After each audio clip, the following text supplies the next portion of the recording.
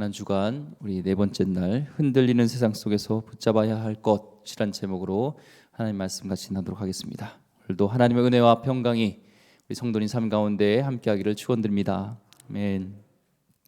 오늘은 드디어 예수님이 이제 붙잡히시고 이제 신문을 받으시는 그런 장면인데요. 그 가야바 대제사장 가야바 그 집안 뜰까지 이제 붙잡혀 오게 되셨습니다. 그리고 산헤드린 공의회라는 최고의 당시의 유대 사회 의결 기관이었던 산헤드린 공의회에서 재판을 받으시는 장면인데, 오늘 53절 보니까 대제사장들과 또 장로들 또 서기관 이 종교 지도자들이 다 한자리 모였습니다. 산헤드린 공의회는 한 70인명으로 구성이 되고 그 의장까지 하면 71명 최고의 의결기관입니다. 그리고 이 재판은 낮에 다 이루어지고 특별한 경우 외에는 밤에는 재판을 하지 않았고요. 특별히 사형을 선고하는 이런 재판은 밤에 하는 것은 불법이었습니다. 또 월요일부터 목요일까지 재판을 하되 특별히 이제 귀한 절기를 앞두고는 재판을 하지 않았습니다. 앞으로 유월절을 앞두고 있었기 때문에 지금 이들의 재판하는 것은, 예수님을 신문하는 것은 모두 다 그런 불법 재판이라는 것을 우리가 알 수가 있습니다. 지금 이 재판 과정 속에서 대적자들을, 예수님을 대적하는 자들은 성난 이 사자와 같이 막 물어 뜯으려고 달려들고 있고, 제자들은 배신과 또 그를 배반과 또 도망으로 다 사라져버리고 딱 예수님 제자 중에 한 명만 지금 남았는데 베드로입니다. 그를 어떻게 예수님은 따르고 있는지 그는 54절에 이렇게 기록합니다. 베드로가 예수를 멀찍이 따라 대제사장의 집들 안까지 들어가서 아랫사람들과 함께 앉아 불을 쬐더라. 다 도망가고 한 명이 남았는데 그 베드로는 대제사장 집들 안까지 따라갔습니다. 지금 이 행동은 용감한 행동처럼 보입니다. 위험한 지금 상황이고, 겟세마네 동산에서 지금 대제사장의 종이었던 그런 말고의 귀를 잘랐던, 그래서 돌출 행동을 통해서 이미 베드로는 사람들에게 지금 얼굴이 노출되어 있는 상태이고, 또 평상시에 예수님과 따라다녔던 그런 행적들을 통해서 이미 베드로도 얼굴이 누군지 예수님이 제자인지 아는데, 그는 대제사장 집들 안까지 들어갔다는 것은 용기 있는 행동입니다. 그런데 오늘 말씀에 보니까 마가복음에서 베드로가 예수를 멀찍이 따랐다 얘기를 합니다. 가까이가 아니라 멀찍이 따랐다는 겁니다. 그러니까 적절한 거리를 두고 여차하면은 턱 끼려고 이제 주랭랑 치려고 지금 그런 상황 가운데 있는 것이죠. 예수님을 가까이 할 것인가 아니면 멀리 할 것인가 지금 고민하면서 베드로는 여기까지 지금 온 겁니다. 그래도 내가 수제자인데 다 도망갔어도 그래도 내가 한 말이 있지, 여기까지 내가 온 겁니다. 지금 우리도 일상생활하면서 겪는 일이 있죠. 이 인간하고 가까이 할 것인가 말 것인가. 그래서 손해를 보면, 그 인간을 가까이 함으로 인해서 손해를 보면 우리는 그를 거리를 두게 되고, 또 만약에 유리하면은 가까이 가려고 하는 것, 지금 그런 행동이 이 베드로에게 나와 있습니다. 직장 생활하면서도 마찬가지죠. 내가 예수님을 믿는다는 것을 밝힐까 아니면 말까, 그런 고민들이 있죠. 우리는 다 예수님 때문에 복 받기를 원하십니다. 그렇죠? 이득을 얻기를 원하지 예수님을 믿음으로 인해서 손해 보는 것들을 하기 싫죠. 특별히 더더욱 고난이 온다, 믿음 때문에, 예수님 믿음 때문에, 이것은 우리 인생 가운데 받아들이기가 어려운 상황입니다. 지금 베드로의 심정이 그거예요. 그래서 그는 가까이가 아니라 예수님을 멀찍이에서 따르는 겁니다. 이렇게 멀리 예수님을 멀리 따르는, 멀찍이 있게 되는 삶은요, 이게 하루아침에 이루어지는 게 아닙니다. 조금씩 하다 보니까 이제 그는 멀리 서게 되는 거죠. 겟세마네 동산에서도 예수님은 간절히 기도할 때 베드로는 기도하지 않고 잠들어 버렸습니다. 그가 피곤해서라기보다 사실은 영적인 문제가 큽니다. 그 전부터 예수님과 조금씩 멀어졌던 그 결과가 오늘 결국 중요한 그 순간에 수제자로서 예수님을 멀찍이 따라다니게 한 것이죠. 우리도 어떤 행동에 있어서 보면은 전조가 있습니다. 코로나로 교회에 나오는 횟수가 줄어들면 우리의 마음도 멀어집니다. 처음에는요, 이 주일 예배 빠지는 게 너무 불편합니다. 한번 빠졌을 때, 어떻게 이 주일을 내가 빠질 수가 있을까? 그런데요, 몇 번 빠지다 보면은 처음보다 덜 불편합니다. 그러다가 아주 많이 빠지면 편안해집니다. 우리는요, 변화는 어려워요. 근데 변질은 쉽습니다. 주님 안에서 변화는 참 어려워요. 하지만 변질되는 것은 순간입니다. 베드로는 오늘 누구와 함께 있었냐면 54절 보니까 제자들과 아니라 예수님과 아니라 아랫사람들과 함께 불을 쬐면서 앞에 있습니다. 아랫사람들은 대장 집에서 있으면서 있었던 그런 종들로 보여주는데, 멀찍이서 이제 예수님을 따라야 했던 제자가 아니라 예수님을 같이 그냥 관망하는 모습으로 지금 있습니다. 그러니까 깊이 들어가기 싫은 거예요. 또 이 불을 쬐면서 아랫사람과 같이 있었다는 것은 그는 관망하고 있는 것입니다. 깊이 들어가기 싫은 사람들의 특징은 주변에서 이렇게 맴도는 거죠. 지금 베드로가 그렇습니다. 교회에서도 마찬가지입니다. 교회 안에 깊이 들어가기 원하지 않는 사람은 맴돌아요. 가까이 가지 않고 중앙으로 가지 않고 맴돕니다. 얽히기 싫은 겁니다. 지금 베드로가 어느 순간 나는 다른 사람은 다 주님을 버릴지라도 나는 주님을 버리지 않겠나이다 했던 이 베드로가요, 지금 기회주의자로 맴돌고 있는 모습이 지금 베드로의 모습입니다. 후에는 그렇게 맴돌다가 결국에는 결정하고 예수님을 부인하고 저주하고 도망가게 되는 것이죠. 이미 그의 마음을 알 수 있는 것이요, 오늘 말씀에 멀찍이 따라다녔던 것, 예수님을 멀찍이 따라다녔던 것을 통해서 알 수가 있습니다. 우리는 교회를 30년 아니면 그 이상 다녔다 할지라도요, 예수님과 오늘 베드로의 거리 사이처럼 멀찍이 있는 사람들이 있습니다. 하지만 1년을 교회를 다녔어도 1년밖에 안 됐지만 주님과 거리가 가까운 사람 있습니다. 우리는 멀찍이 있다면 주님을 따른다는 제자라고 말할 수가 없는 것입니다. 제자는 마가복음 8장 34절 말씀에 예수님께서 이렇게 말씀하셨죠. 무리와 제자들을 불러 이르시되 누구든지 나를 따라오려거든 자기를 부인하고 자기 십자가를 지고 나를 따를 것이니라 라고 말씀하셨습니다. 예수님을 따르는 제자는 그 가는 길에 십자가라는 어려움과 고난이 있을지라도, 예수님을 믿는다는, 예수님의 제자가 된다는 어떤 손해가 있을지라도 그것을 따라가는 자가 예수님의 제자라고 말씀하고 있는 것이죠. 내가 좋을 때만 따르는 것, 나에게 유익이 될 때만 예수님과 가까이 있는 것, 그것은 마치 팬이 연예인을 따르는 것과 같습니다. 팬이 막 팬이 있잖아요. 따르는 연예인들이 와 해가지고 좋아서 따랐다가 또 식어버리는 것. 예수님을 따라갈 때 위험이 오는 순간에 내가 진짜 내가 제자인지 아닌지를 알게 됩니다. 지금 베드로는 왜 멀찍이서 예수님을 따를까요?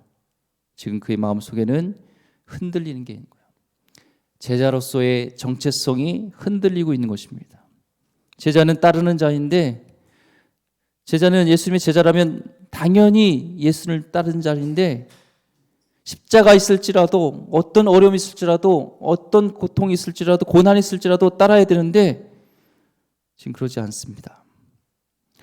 이 베드로라는 이름이요, 예수님이 지어주신 이름입니다. 원래 베드로의 진짜 이름은 시몬입니다. 시몬. 그래서 시몬 베드로라고 그러죠. 시몬인데 예수님께서 그를 베드로라고 지어주셨어요. 마태복음 16장 18절 말씀 보면 또 내가 이르노니 너는 베드로라. 내가 이 반석 위에 내 교회를 세우리니 음부의 권세가 이기지 못하리라. 베드로, 페트로스라고 그러죠. 그는 반석이라는 뜻이에요. 그러니까 주님이 지어주신 이름일 수가 있어요. 지어진 이유가 있어요. 그는 흔들립니다. 굉장히 충동적이고 불안정한 사람이었어요.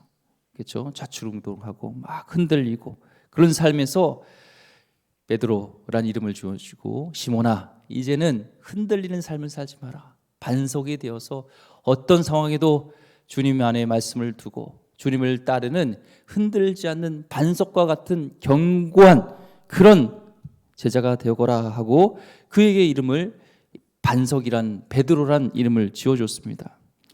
근데 지금 이름과 걸맞지 않는 행동을 하고 있습니다. 흔들리는 지금 모습, 흔들리는 그의 모습 보기입니다. 믿음이 흔들리는 이유가 뭘까요? 그거는 내가 믿는 그분에 대한 정확한 것을 몰라서 그래요. 내가 그분을 정확하게 안다면, 예수님이 정말 하나님의 아들이시고 그리스도시고 믿을 만한 분이라고 확신을 갖고 있다면 그는 믿음이 흔들리지 않았겠죠. 베드로는 지금 그동안에 따랐던 예수, 어떨은 메시아라고 얘기하지만 그 메시아는 로마로부터 자기를 해방시켜주고 한 자리를 얻을 수 있는 그런 메시아라고 생각했지, 이렇게 처참하게 붙잡힌, 무기력하게 붙잡히는 그런 예수님을 그는 상상하지 않았습니다. 믿음이 안 가니까 못 따르고 멀찌감치 서서 여차하면은 도망가려고 하는 것이죠. 세상이 흔들릴 때 우리는 힘이 듭니다. 특별히 내가 기대한 것과 다른 결과가 돌출되어질 때 우리는 흔들립니다. 나는 이렇게 될 줄 믿었는데, 나의 사업이 이렇게 될 줄 알았는데 그 결과에 못 미칠 때, 예상과 못 미칠 때 우리는 흔들립니다. 우리 학생들도 있지만 내가 이만큼 공부했을 때 이만한 상을 받고 1등도 하고 좋은 대학도 가겠다는 그런 기대를 했는데 그 기대에 못 미칠 때 우리는 흔들리게 됩니다. 이 직장을 다녀야 하나? 공부를 내가 계속해야 하나? 교회도 마찬가지입니다. 내가 예수님을 믿으면 이런 일들이 있고 이런 좋은 일이 있을 거라는 기대감이 있는데 그 기대감과 다른 결과가 있을 때 우리는 흔들리게 됩니다. 베드로는 무리를 걸었던 사람이에요. 2번이나요. 그 시선이 예수님을 향할 때, 예수님께 고정되었을 때는 그 흔들리는 풍랑 속에서, 세상과 같은 풍랑 속에서 그는 걸을 수 있었지만, 그의 시선이 예수님이 아닌 흔들리는 풍랑에 있을 때, 파도 속에 볼 때 그는 물에 빠지게 되는 것을 보게 됩니다. 우리는 그렇죠. 상황은 언제나 흔들립니다. 바다는 언제나 풍랑이 있을 수 있어요. 바람이 불어요. 그렇지만 흔들리지 않는 방법은요, 우리 시선을 예수님께 두는 것입니다. 베드로와 대조되게요, 예수님의 모습은 다릅니다.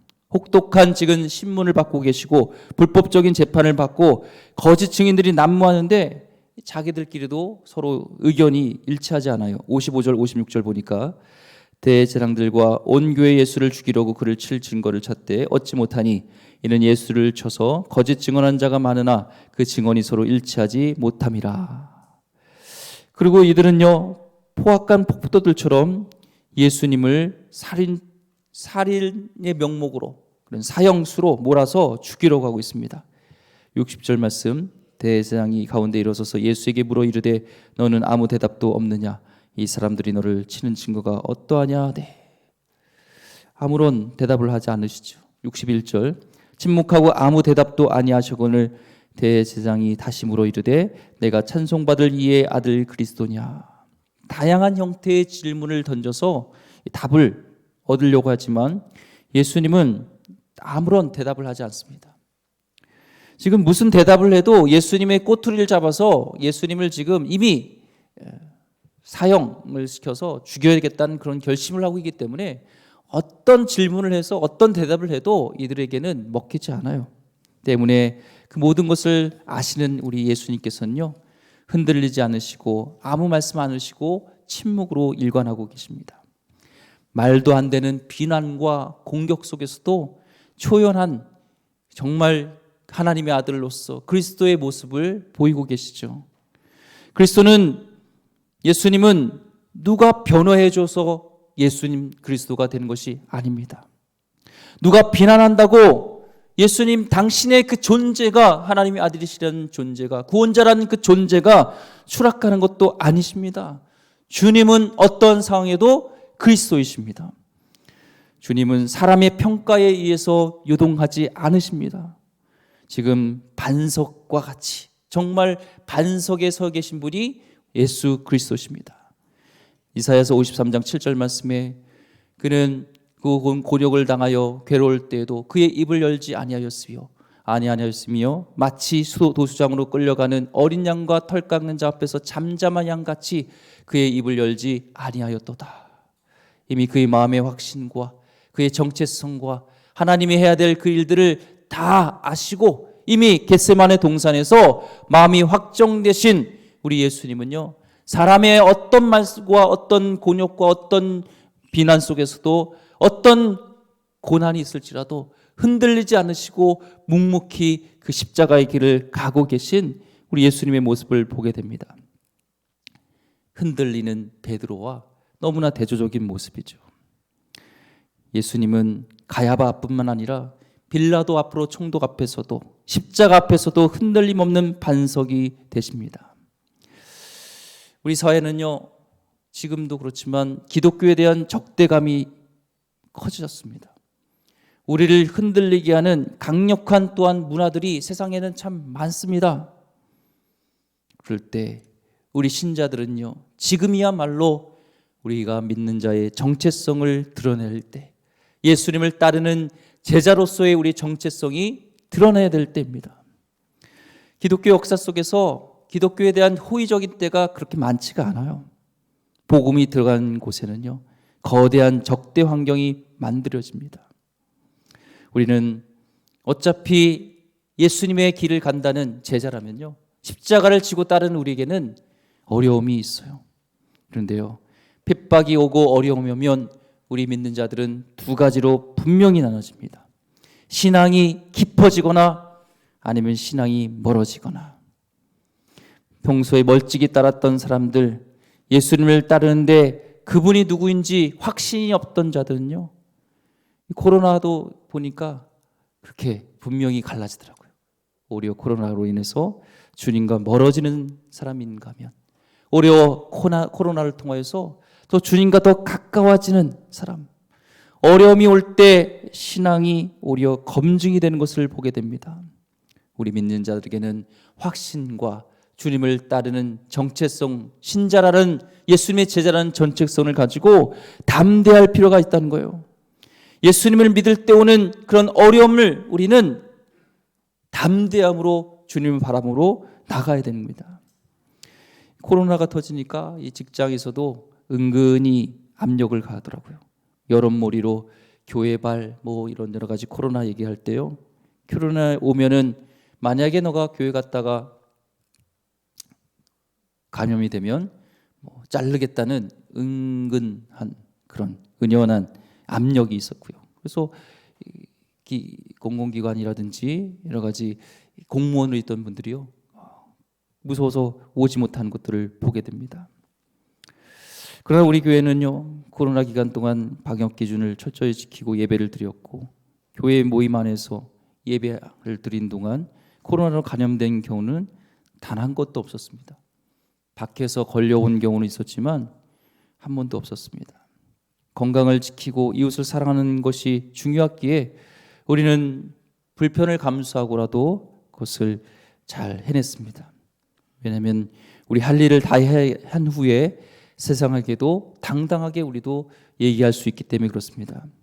그러나 우리에게는, 신자에게는 예배는 생명과 같습니다. 세상이 흔들리는 것은 우리가 어떻게 할 수 없지만, 그러나 그 흔들림 속에서 흔들리는 것을 보고 흔들리는 것을 붙잡는 것이 아니라 영원히 흔들리지 않는 그 진리를 우리는 붙잡아야 됩니다. 진리 안에 있으면 우리는 흔들리지 않습니다. 우리 안에 흔들리지 않는 진리는 다른 것이 아니라 오직 그리스도 예수이신 줄 믿습니다.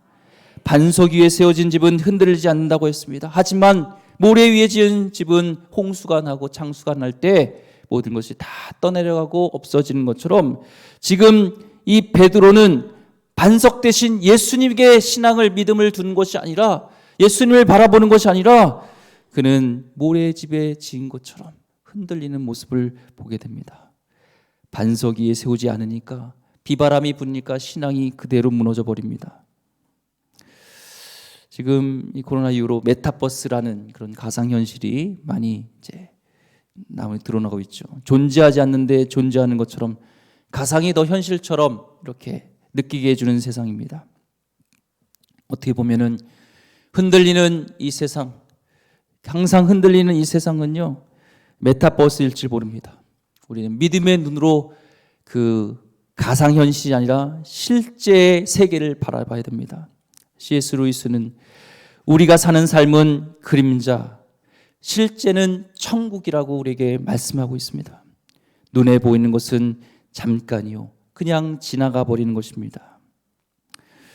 이 시대 속에서 바뀌는 문화 속에서 이 코로나로 되니까요, 문화도 막 바뀌어요. 직업도 바뀌고 없어지는 것도 없어지고 또 새롭게 생기는 것도 많은, 언제든 시대는 바뀌고 환경은 흔들리고 우리를 흔들리게 합니다.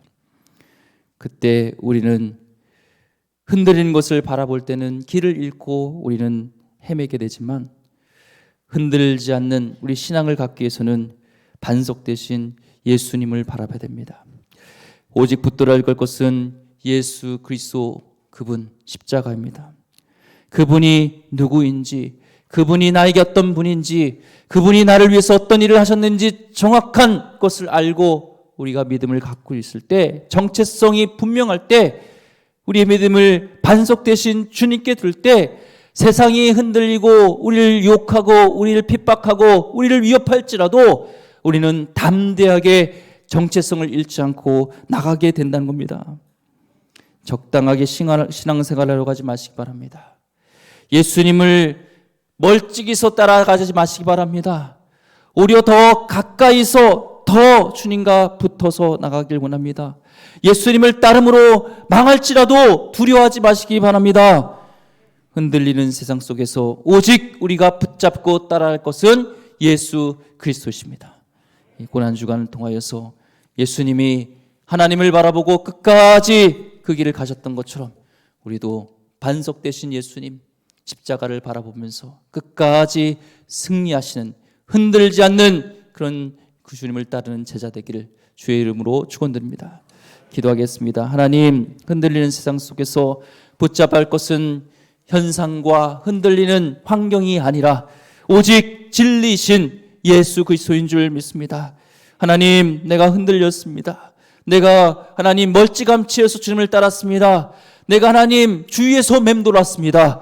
이제는 하나님 예수님 중심으로 오게 하여 주시고, 하나님 어떤 속에서도 예수님을 따르면서 망할지라도 나는 끝까지 주님을 붙들겠습니다 라는 결심이 오늘 이 가운데 있게 하여 주시고, 그 결심대로 살아갈 수 있도록 주여 인도하여 주시옵소서. 귀하신 예수 그리스도 이름으로 기도드립니다. 아멘.